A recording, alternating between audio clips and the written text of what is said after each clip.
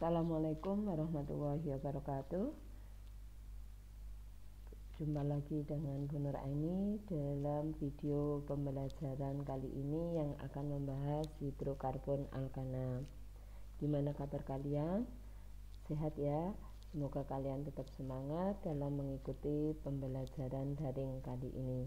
Oke, di video ini Bu Nur Aini akan membahas tentang hidrokarbon alkana. Masih ingat dengan pengertian alkana yang kemarin? Hidrokarbon alkana adalah senyawa hidrokarbon rantai terbuka yang berikatan tunggal.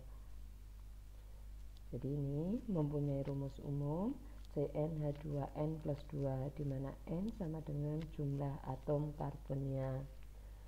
Untuk N sama dengan 1, rumus molekulnya CH4, diberi nama metana. N sama dengan 2 C2H6 namanya etana. N sama dengan 3 C3H8 namanya propana. Kalian bisa lanjutkan di sini, bisa lihat. Nah, jika dari susun urut mulai dari C1 hingga C20 disebut dengan deret homolog. Artinya apa? Suatu kelompok senyawa karbon dengan rumus umum yang sama dan mempunyai sifat yang mirip. Kita lanjutkan. Sifat deret homolog alkana mempunyai sifat kimia yang mirip. Tadi sudah dijelaskan. Kemudian mempunyai rumus umum yang sama. Perbedaan massa molekul relatifnya antara dua suku yang berurutan sebesar 14.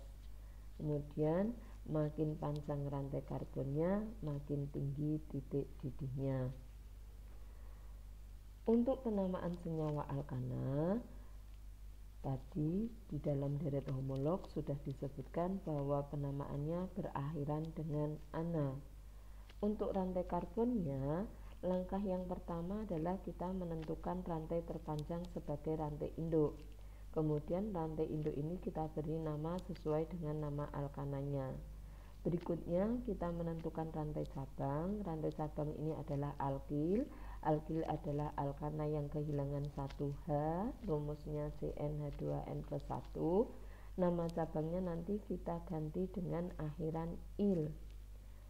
Untuk cabang kita beri nomor serendah mungkin. Jadi penomoran rantai induk dimulai dari salah satu ujung yang terdekat dengan rantai cabang. Jika terdapat 2 atau lebih cabang yang sama, maka dinyatakan dengan awalan di sama 2, tri jika yang sama 3, tetra jika yang sama 4, dan seterusnya. Jika ada cabang yang berbeda, maka penamaannya disusun sesuai abjad.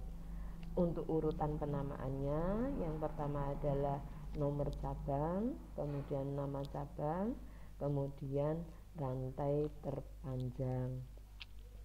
Kita ambil contoh seperti ini. Kita tentukan dulu rantai induknya 1, 2, 3, 4. Ini yang terpanjang, maka ini sebagai rantai induk.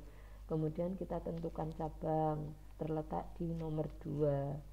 Kita beri nama cabangnya nomor 2, kemudian cabangnya CH3 metil, rantai terpanjangnya ada 4, butana. Jadi nama lengkapnya 2 metil butana. Contoh berikutnya adalah ini. Kita tentukan dulu rantai terpanjangnya. Kita lihat dari kiri ke kanan. 1, 2, 3, 4, 5. Kita coba kemungkinan yang lain dari bawah ke kanan. 1, 2, 3, 4, 5, 6. Maka yang terpanjang adalah yang dari bawah ke kanan. Sehingga ini yang kita tentukan sebagai rantai terpanjang. Kemudian cabangnya kita lihat di sini ada 2 pada nomor 2 dan nomor 3. Sama berarti nanti mendapat awalan di.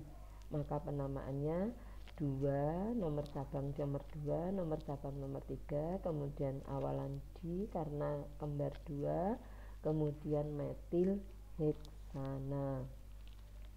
Berikutnya, nih kita tentukan rantai induknya lagi yang terpanjang 1, 2, 3, 4, 5, 6. Kemudian kita lihat cabangnya, ada cabang yang berbeda, yaitu pada nomor 3 ada etil, kemudian ada metil. Pada nomor 4 juga ada metil.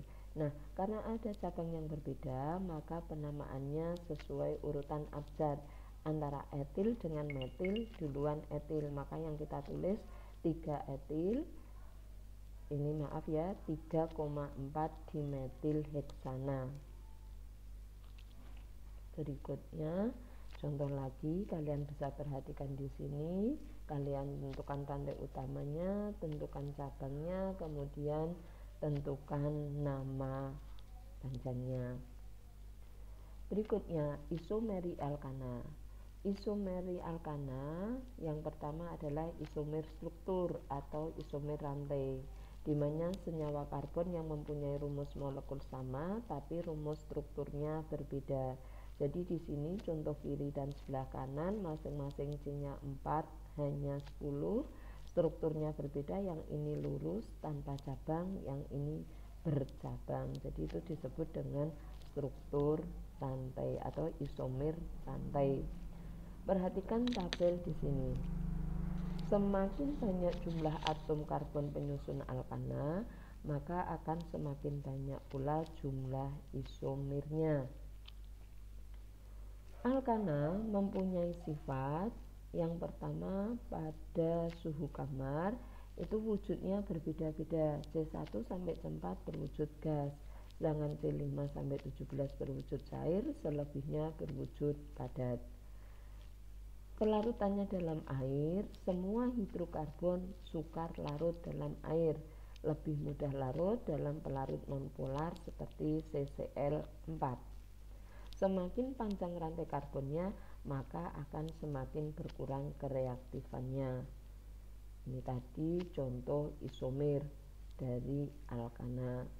Sedangkan untuk titik didih dan titik leburnya, semakin panjang rantai karbonnya, maka titik didih dan titik leburnya semakin tinggi.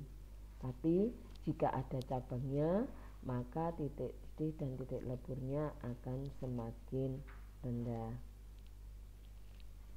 Sumber alkana bisa berasal dari gas alam atau minyak bumi yang bisa kita gunakan sebagai bahan baku sintesis senyawa, bahan baku industri, pelumas, sumber hidrogen, bahan bakar, dan juga bisa digunakan sebagai pelarut. Untuk reaksi alkana ada yang pertama pembakaran dengan gas O2 menghasilkan CO2 dan H2O. Bisa juga mengalami reaksi substitusi, artinya reaksi penggantian atom H dengan atom atau gugus yang lain. Bisa juga mengalami reaksi perengkahan atau cracking, artinya pemutusan rantai karbon menjadi potongan yang lebih pendek. Contohnya C4H30 kita potong menjadi C7H16 dan C7H14.